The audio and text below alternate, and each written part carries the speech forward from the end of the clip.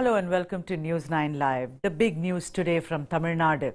The BJP in Tamil Nadu and its leader Annamalai released the DMK files at the party headquarters in Kamalayam in Chennai.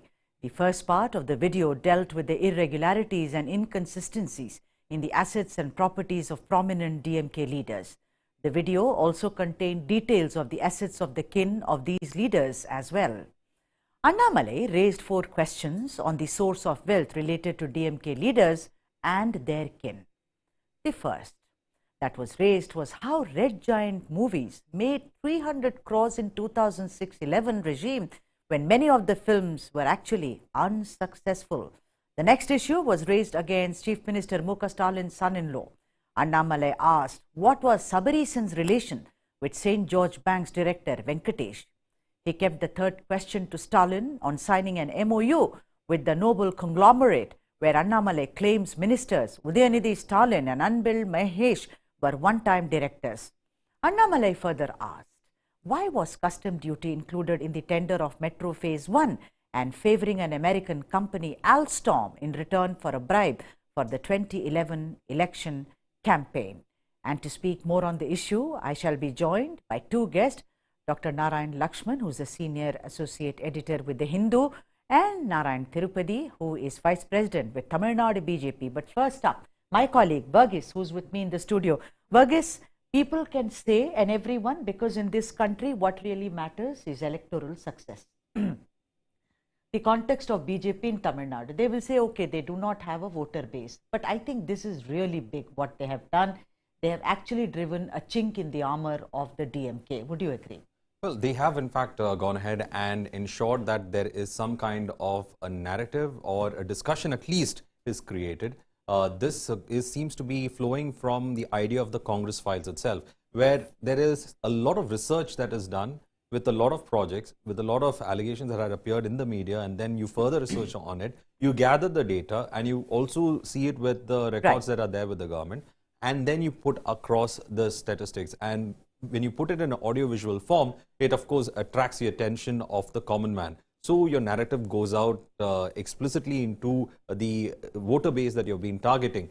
So Annamalai has in fact taken that cue from the Congress files and has made the DMK files. Now the question is that we have seen the Congress files coming in from the BJP, we've seen the DMK files coming in from the BJP. Who is next? Because they're also trying to in fact go into Telangana as well and trying to establish a base in Kerala. So it looks like this is the strategy that they're going to employ, but there are questions that Annamalai has asked. Yes, and you know what, Verghese? We have that bite of Annamalai. Let's play it out for the audience.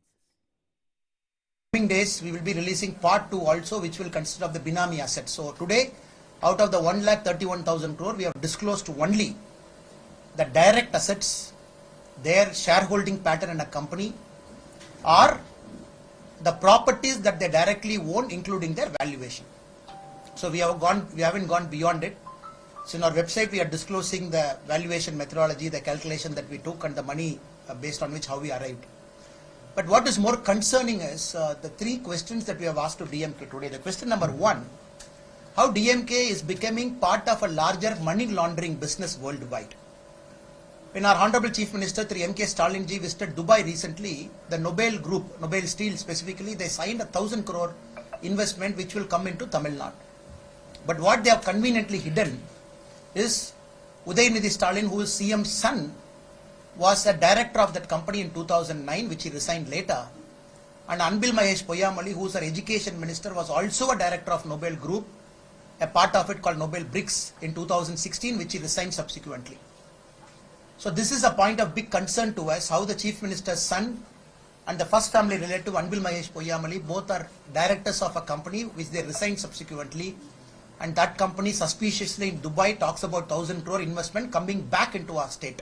This is our question number 1. We have raised this allegation last time also. Now we are raising it very particularly, very specifically, that CM has to answer. Let me now go across to the guests who are joining us on the broadcast today. Narayan Tirupati, you first. First of all, greetings for Tamil New Year to you and your family and friends. I think it's a great day. And, on this day, you decide that, you shall reveal what is called DMK Files Part 1, if one can say that. you know, we've got several phone calls, and I think the one thing which has really shocked a lot of people amongst all the charges, Narayan, is the quid pro quo so far as the Chennai Metro is concerned. I mean, if you look at it from any prism, and these are allegations, so I'll be very careful about it. But tell us, for the benefit of the viewers, that is it only money laundering like Annamalai ji says, or it is entirely, you know, this kind of mother of all corruptions, as it were? See, first of all, the first 10 families of the DMK, we have literally collected everything, and systematically we have said that, you know, it's people in Tamil Nadu know that DMK is a corrupt party, and they have earned through political discourses only. So, but as far as we are concerned, we have consolidated the entire thing, and we have shown that they at least own 1,31 crores of rupees in a nutshell. This is everything is officially in their names they have got, and that is what we try to do. This is the first step what we have done. Secondly, as you rightly said, we spoke about Udayanidhi Stalin's and Mr. Anbil Mahesh on this Dubai firm, wherein Nobel firm, wherein they have some interest, and this company has an understanding of MOU when Mr. Stalin visited Dubai. At that time itself, we have said that some investments they are trying to, you know, get in from foreign countries. They are trying to invest. That's what Mr. Annamalai had said. Even today, he had said that. Right. And thirdly, about this metro, what you have said is it's definitely a very serious charge. That is why Mr. Annamalai said that you know, many corruptions, many scams. We have said we have given it to DVAC, but nothing has happened, and even they don't even acknowledge the complaints. But whereas in this issue, since central government stake is there for at least 15%, so definitely it is a worth case for you know, he will be the complainant. Mr. Annamalai will be the complainant, and we have all proof regarding that, and he will be giving a complaint to the CBI to investigate, and I think it is a direct charge. And Mr. Annamalai says that the first accused is the Honorable Chief Minister of Tamil Nadu, Mr. Stalin. So, and another thing is about Mr. Sabarishan. There also, that's what you have also said. So, all these four charges, you know, it gives, you know, a strong, you know, story that DMK is piling up their assets, whereas they say that they are for social justice. Even yesterday, Ms. Kanimuri had said that everybody is same in Tamil Nadu. It is not so. So we have just released part 1. We have got another 3-4 left in this series, and we will definitely expose what all has happened, what all is happening, what all they have planned to happen. Right. Narayan Lakshman, if I can bring you in. Narayan Lakshman, the whole point is that, you know, I know that cynicism is something which, as journalists, we are not allowed to do. And also, we always believe in facts. But the thing is that everyone will turn around and say that, okay, there are corruption charges. First, they'll need to be proven. Now, BJP says we have all the proof. Now, R.S. Bharati has also said, show us the proof, or else we take a legal route. But the point is, because the dispensation is in power, do you think some cynicism sets in that nothing much will come out of this, Narayan Lakshman? Well, I don't think nothing much will come out of this, in the sense let's not forget that the BJP is in power at the center. Therefore, the power question can be set aside given who's in charge at the center and who's in charge at the state level. I think we should admit that legal processes in India, while they may be very slow and inefficient, they do work. There is actually a system of jurisprudence which is happening day to day. So in that sense, it will be quite welcome for the so-called proof that or evidence that has been gathered to be submitted to the courts and for trial to take place. There will be, of course, a countersuit from the DMK side, and you know, it will be contested. The charges will be contested. I think the more important question from the point of view of the conversation today we're having is that what do people think about corruption, whether DMK or otherwise? And I think therein lies the interesting ideas to pass, which is people have come to accept a certain level of corruption. I'm not saying that's morally acceptable or a situation that doesn't need correction. I think it should be corrected, and justice should be served. But at the same time, there are different levels of corruption is what people are talking about. So if you have 1,34 crore of corruption alleged by the BJP against the DMK, equally, it should not distract from national level questions we've had about the allegations rather we've had about the link between the Adani group and those in power. And that runs into even larger scale of lakhs and crores. Right. So I think if we're tackling the question of corruption, it's well and good. Let's have faith in the courts, but let's look at corruption all around. Let's not make it only political. Or if we're making it political, fine. It is in the political class. Let's look at all the different parties which have been alleged to be corrupt. Right. Narayan Tirupati, what Narayan Lakshman said to a great extent, I'll have to agree, because what is the level of corruption? It is now acceptable that, parties are corrupt. Look at AIDMK. One will require 3 days actually to finish the list. And we all know there was a chief minister, of course, Chinnamma also went to jail, because all of it actually goes back to the doorstep of corruption. Now, if the BJP has done this and also, has leveled charges and also going to do part 2 of it, what do you see out of it? Will it come to fruition? You can go to court and, again, the level of corruption, because a common man today will say, as long as I'm getting my food and as long as my children are going to school, all of them are in the same boat. What does the BJP want to achieve by this, is my question. No, see, we have very clearly said, Mr. Annamalai had said that 2024 elections will be based on the corruption issue, and that is the reason we have definitely started this. And he has also very clearly said whoever is corrupt, he will be exposed, whichever party he belongs to. So I think the goal is set, and we will definitely follow the goal, and we will move towards the goal, whoever it is, whichever party they are. That's what Mr. Annamalai had said. And we are also very clear that Mr. Annamalai said that he will be the complainant, since the central government is there, 15% stake in the phase 1 metro, and he will be the complainant.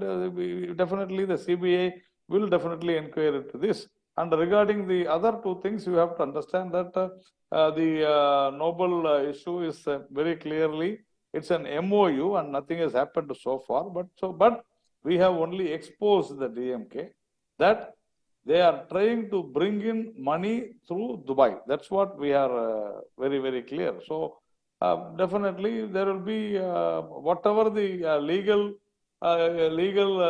issues, whatever the legal formalities, definitely we will go with the legal route also. We will take the legal route also. But we have only said, and definitely let the DMK come out in open and say, Mr. R.S. Bharati had said that the LIC's value when it was built, it was only 87 lakhs, and it cost so many thousand crores now. So that means he is saying, he is accepting that 1,31 crores worth of property what DMK has, which we have mentioned today. I think they are accepting it.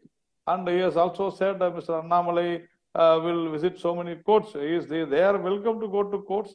Definitely, no problem. We will also prove that these people are in huge corruption, and Udayanithi Stalin, definitely. People will ask questions. How a firm, how a company has suddenly come into 2,000 crores? Narayan Lakshman saying about, Adani and all those things. We are directly charging the politicians. Here, we don't charge any particular individual. But as far as Adani issue is concerned, I don't think any politician is involved in whatsoever scam or something. He will answer, and he is answering. We are not bothered about that. But here the problem is that politicians, particularly the Chief Minister, we are charging that 200 crores have been taken. So I think Mr. Narayan Lakshman's argument is not right. Yeah, no, but I think he was speaking about corruption all around. So, 2 wrongs don't make a right kind of a thing. Varghese, what Narayan Lakshman was also saying is about corruption, at large, and what happens to that. But, my whole cynicism, if I may be allowed that, in Kerala, look at it, the gold scam. There have been a list of scams.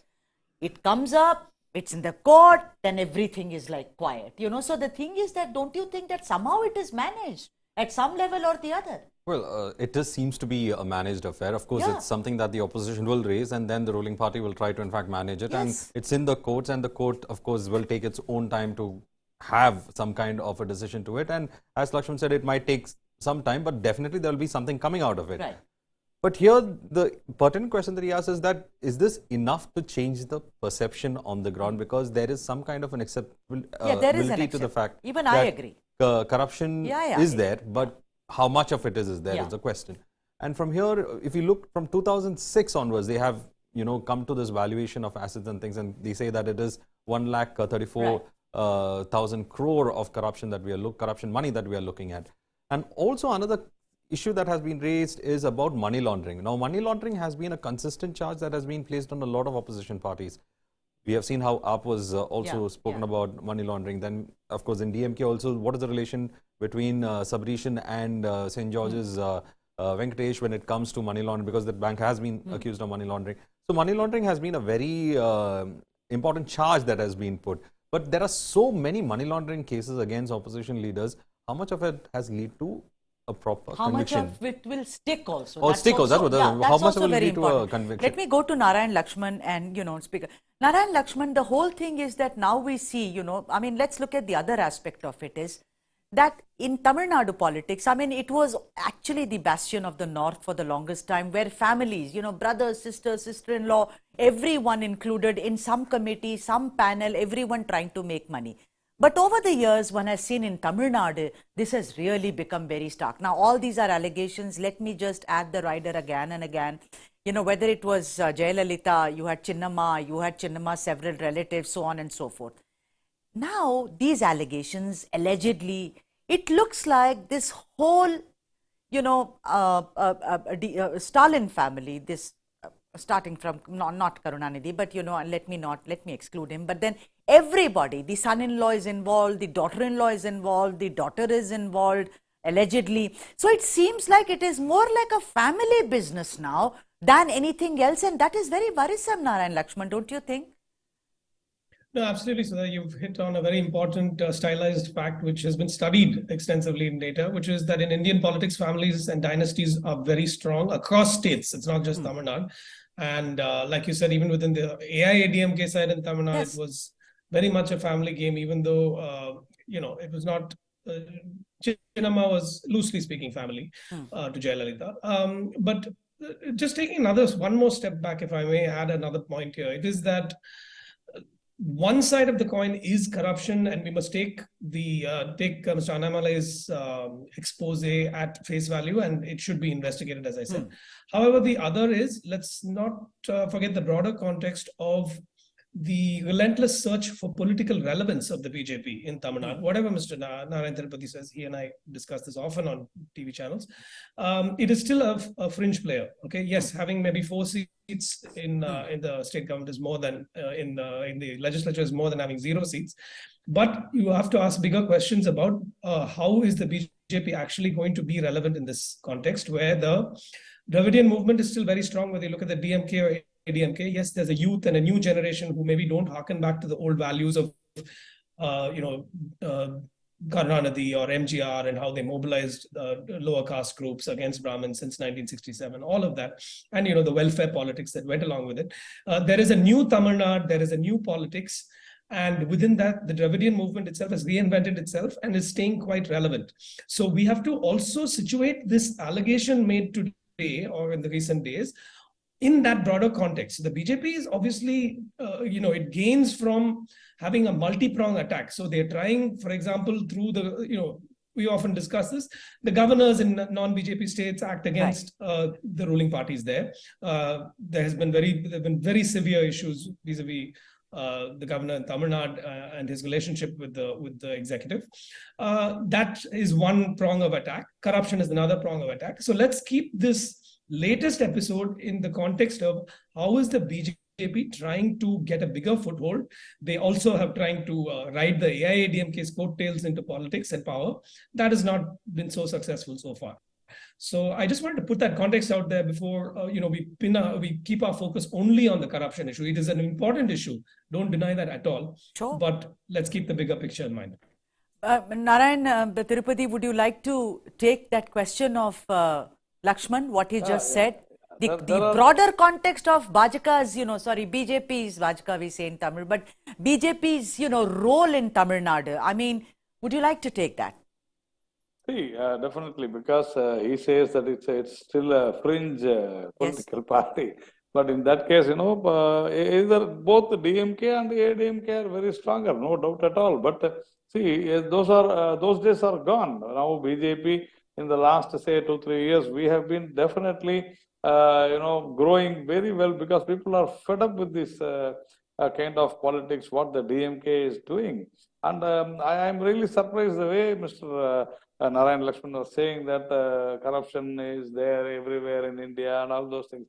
When we talk about Tamil Nadu, particularly my homeland, our homeland, Sudha, yes. So we are talking about this. So I don't think there is anything to deviate from this issue to some other issue. So at least I will not definitely, I will try to ignore when you talk about other things, because this has been the strategy and the victory for today's press meet by Mr. Annamalai is that I am very sorry to say this. It's really a concern also.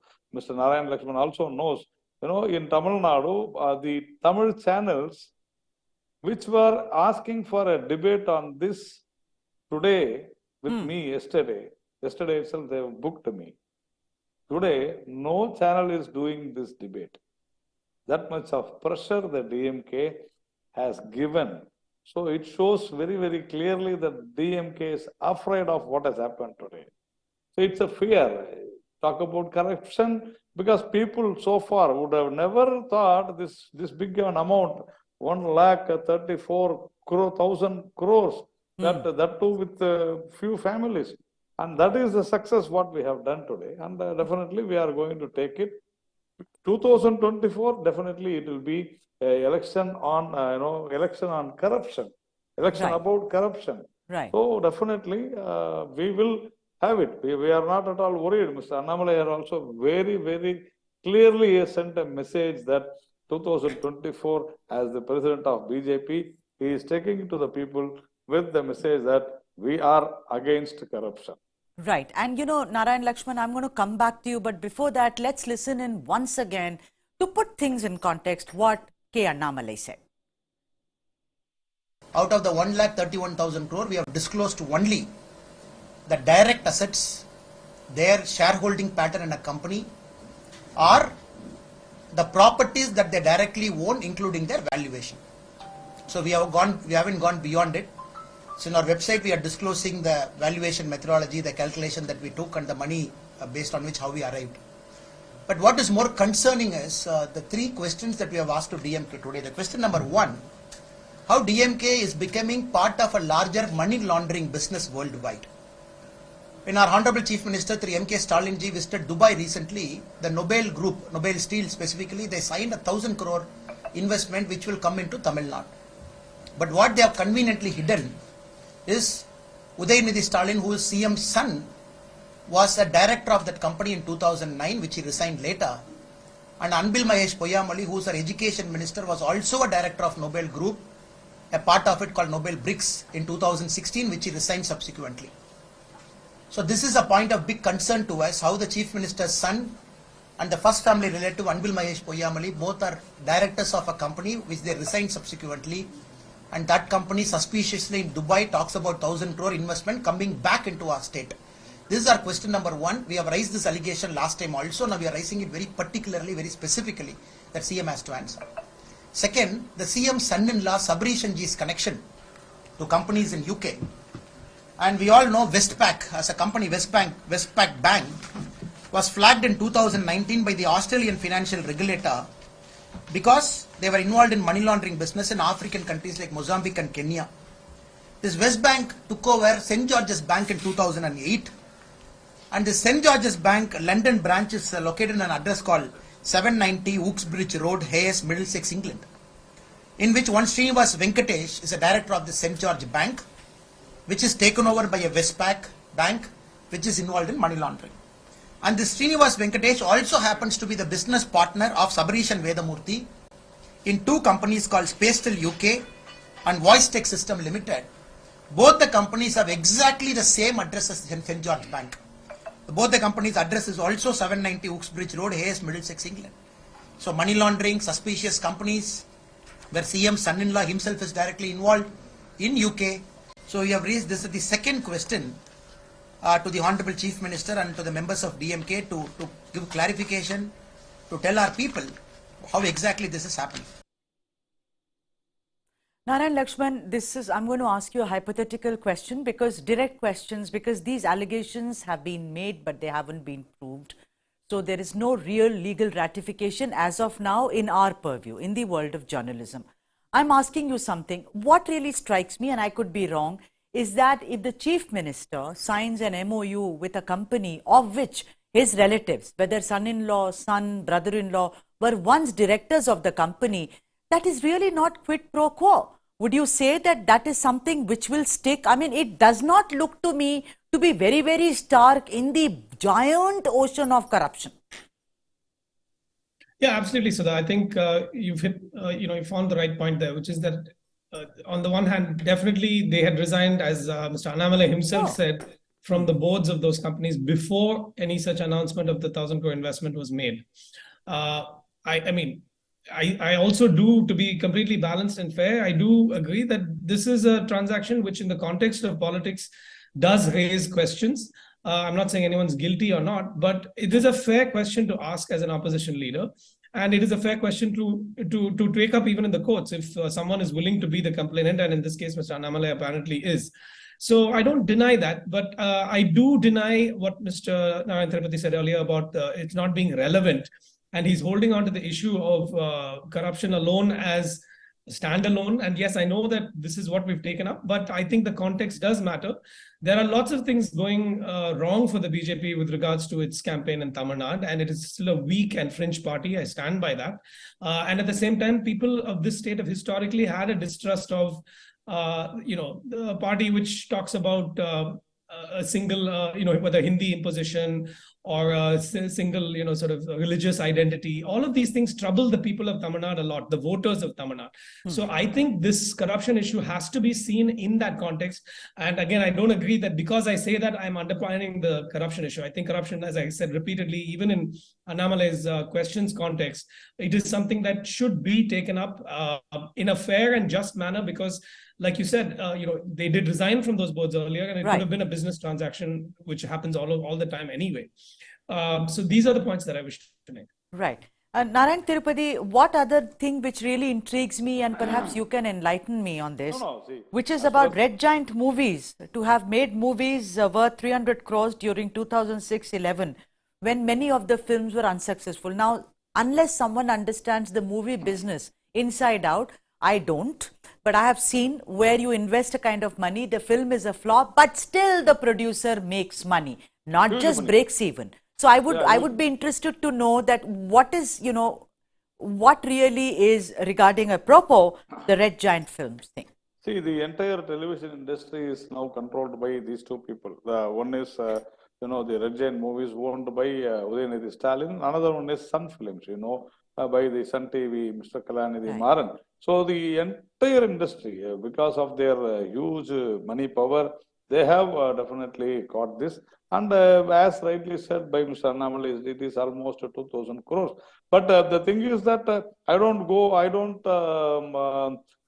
with what Mr. Lakshman said, Mr. Narayan Lakshman said, because these kinds of narratives, governor is talking about so many things. He is trying to disturb the government, all those things. No, even day before yesterday, he was addressing the IAS aspirants. He was very, very clear in saying that withhold means, that is, withholding a bill means it is rejected. And that is what the Constitution also says. Article 1 and 200 says very, very clearly, withhold means it is rejected. And that was told in 2019 NEET case in the Madras High Court that withhold means it is rejected, and the Madras High Court also accepted. But when during this online rummy, they have brought this issue, and from those issues, these kind of narratives, see, nobody is imposing Hindi on, I will be the first person if suppose anybody imposes Hindi. But I don't know. People in Tamil Nadu, particularly in media, they go by what the DMK unnecessarily and politically they are motivating all these kind of stories. And some journalists, some media, they are propagating what the DMK's lies. We have come out with DMK files, and some people are going with DMK's lies. So definitely, we are not a fringe party. We have definitely grown like anything. We are the only party apart from DMK and AIDMK who have grown in Tamil Nadu. We at least booth level, we have got persons now. Each and every village has got a flag, party flag now. We have developed and grown like anything. So time and again, Mr. Narayan Lakshman, he says he is reiterating that it's a fringe party. Maybe it is his wish or his view. I don't know. But the charges, what we have done is very serious. What we have charged today is very serious. And see, particularly the education, schools and colleges, we have very clearly exposed these people. And particularly in the health, so many hospitals. In Tamil Nadu, schools, colleges, hospitals, and the liquor industry. All these things. Now it is film industry. These 5 forms a very, very major part, Sudha. And every day money is flowing in. We need to understand this. So definitely in the coming months, you will understand what we are saying, and people will also understand. Right. Varghese, you and I did a story yesterday about the richest CMs, in which, this is what I'm going to ask Narayan Lakshman. The richest is Jagan. Now, that's I'm setting the context with you, Varghese, because you and I spoke about that story. Now, Narayan Lakshman, like I was telling Varghese, I beg your pardon, that he's the richest CM. Who? Jagan. That is because he has investments in the media, in infrastructure, etc., etc. So, but of course, the people can get up and level charges of corruption, but he did something. Now, I'm looking at the entire Sun Group and, they also were in the media business. They have enough and more money. It's not as if, everything came later, because there are people in that group who have a standing. There's another conversation. How did they do it? But they did it, right? The point is to put all of them in the same basket and say the entire group, as it were, the family, whether it's the Marans or the straight family of Amuthuvel Karunanidhi is corrupt, seems like an overstretch to me, at least. Exactly, sir. And I think that is why I think any basic level of understanding person will ask the question of why are they bringing this up. So, for example, also it's equally sounds lopsided to only ask these questions of the DMK. Why not the AIADMK? Why have we been so careful about not treading on their toes? There was enough evidence that came in the disproportionate asset cases, which were finally sent. Jayalalitha, she passed away, but otherwise she was also convicted. Yes. And Sashikala as well. They went to jail for it. They were convicted for it. So why have you limited your extensive research and the homework you have done only to the DMK? I'm not saying this exonerates the DMK or makes them any less of a party that needs to be questioned on this account. I certainly am not. And Mr. Narayanan can go on saying that I must following the DMK's messaging. It's fine. I'm used to his comments by now. But if we can step past that, you have any smart person who's following this these developments will ask that question, which is why time and again, I'm going back to the question of the BJP's own agenda here. They are seeking relevance. It is a political survival that they are fighting for. So they have tried this, attacking the so-called Dravidian model, which has actually been a phenomenal success from the point of view of bringing up the Human Development Index in the state. When you talk about the noon meal scheme and health and education interventions that both the DMK and the ADMK have been doing since 1967. It is a tremendous success in terms of bringing industries here. Yes, in that process, the very, very sort of unacceptable shadow of corruption has fallen over the state across parties. I'm not exonerating any party, but I'm just saying to you now in this development, why is the BJP fixating on the DMK? It is for their search for political relevance. These things are, completely logical. So if you ignore that, that means whoever is ignoring it is actually choosing a but Narayan Lakshman, they are in alliance, in a way. Annamalai ji went and said that we don't want to be like a caged parrot. But then, Yadapadiyar says something else. So there is still a kind of a confusion in the minds of people that is it a convenient marriage or not. Mr. Tirupati, you wanted to come in. Please do. Only one thing. Today, I will clarify what Mr. Narayan Lakshman, as a responsible journalist, asked. Because Mr. Annamalai said very, very clearly that he will not spare anyone who was corrupted in the last so many years, belonging to any party. That will also come in the upcoming files what we are going to release. And let Mr. Narayan Lakshman wait for the right. We shall also other thing. Also, he should have definitely listened to what Annamalai had said. Probably you have not relayed what Mr. Annamalai spoke about. That part I think you have left, Sudha. So that's what Mr. Annamalai said. Don't think that it is pertaining only to DMK. He said the 2024 election will be fully contested against the corruption, and whoever has been corrupt, we will bring them, we will expose them. That is what Mr. Annamalai said. But we hope that the people also vote based on who's more corrupt, because I also believe somehow that corruption is now not that big an issue as it was before. Thank you both so much for joining us, and thank you for watching. And more news and analysis on the other side. You're watching News9 Live.